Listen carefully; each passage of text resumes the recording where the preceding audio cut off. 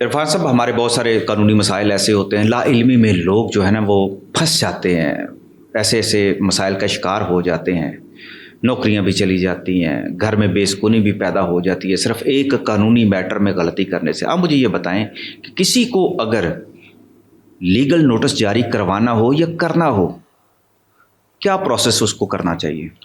Sir देखिए, मसला कोई भी मसला हो, आप उसमें डिफरेंट लाइफ में प्रॉब्लम्स हैं, कोई प्रॉब्लम अगर आपको आ जाता है, कानूनी प्रॉब्लम आ जाता है, तो आपको सबसे पहले अपने वकील से कंसल्ट करना चाहिए। वो वकील आपको गाइड करे कि इस लीगल नोटिस देने का क्या पर्पज होगा, ये लीगल नोटिस आपको मीटवेट करता है नहीं करता, या लीगल नोटिस देने से आपके प्रॉब्लम सॉल्व होते हैं कि नहीं होते। तो इस वजह से मैं समझता हूँ कि जितने प्रॉब्लम्स हैं, फॉर एग्जाम्पल आपने एक चीज़ परचेज कर ली है, एक कस्टमर ने चीज़ परचेज, वो चीज़ डिफेक्टिव निकल आई, किसी कंपनी की थी, तो उसके पास लॉ के मुताबिक उसका कंज्यूमर वाला राइट उसने यूज़ करना है, उसने लीगल नोटिस देना है कि आपका जो वारंटी कार्ड है, मैंने चीज़ इसके मुताबिक ख़रीदी है, आपने मुझे वारंटी कार्ड दिया, उसके मुताबिक ये फुलफिल नहीं कर रही, तो वो वकील जब लीगल नोटिस देगा, बेसिकली हमारे माशरे के अंदर अवेयरनेस नहीं है। यकीन करें, ये कागज़ का जो टुकड़ा है ना, इसकी बड़ी इंपॉर्टेंस है, लेकिन इसको लीगली और पॉजिटिवली अगर इस्तेमाल करें तो ये एक पेन और ये एक कागज़ का टुकड़ा कहीं से कहीं पहुंचा देता है। तो इस वजह से लीगल नोटिस एक पेज पे कंसिस्ट है ना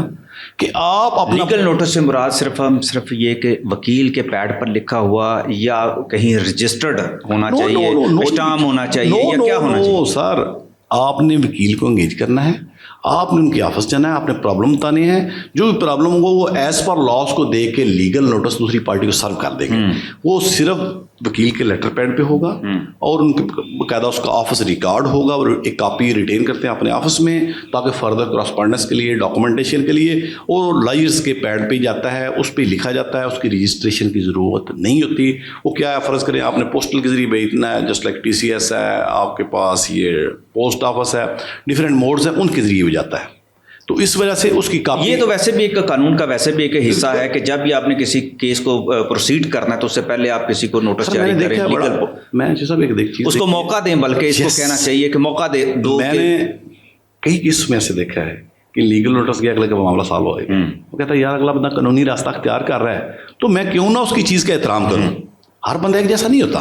वो लोग फिर कहते हैं यार इसको बैठ के सॉल्व कर लेते हैं, जो मामला आपने नोटिस में दिया है, नोटिस का हम अप्लाई कर रहे हैं, अल्टीमेट मामला सॉल्व हो जाता है। मतलब जब आप हमेशा कानूनी रास्ता अख्तियार करते हैं, उसका सोल्यूशन निकल आता है, बजाय कि एक झगड़ा करने के। खबार भी नहीं होना पड़ता, सिर्फ वकील के पास जाना, ना कचहरी जाना, ना कोर्ट में जाना है, आप केस तो कर ही नहीं रहे। आप legal notice itself is request कि भाई ये प्रॉब्लम है, आप इसको सॉल्व करो, और नहीं करोगे then I will go case करेंगे, केस कर देंगे, प्रॉपर करेंगे। अगले बंदे को कहा यार मैं केस मेरे खिलाफ होगा, मैं फेस करूंगा, जरूरत नहीं है, आप मैं इस लीगल नोटिस में अपना मामला जो है ना मेरी ड्यूटी फुलफिल करता हूँ। मैंने बड़े केस देखे हैं जो लीगल नोटिस पे बयान हो जाते हैं, लोग बैठ के मैटर को सॉल्व कर लेते हैं, कहते हैं यार ठीक है, अगले ने कानूनी रास्ता आप किया है, मुझे भी कानूनी उसका अप्लाई करके इस मामले को हल करना चाहिए। तो मैं समझता हूँ जब भी प्रॉब्लम हो, कानून को हाथ में लेने की ज़रूरत नहीं है, आप उसका कानूनी रास्ता अख्तियार करें, लीगल नोटिस दें, लीगल नोटिस से आपका मोस्ट प्रोबेबली प्रॉब्लम सॉल्व हो जाएगा, नहीं होता तो देन फिर आपको सेकंड स्टेप में कोर्ट जाना चाहिए। डायरेक्ट कोर्ट में इस तरह ज़रूरत नहीं है, अगर मामला आपका इस लीगल नोटिस से हल होता हो तो क्या ज़रूरत है केस लड़के और अल्टीमेट रिजल्ट। बहुत ज़बरदस्त, बहुत ज़बरदस्त।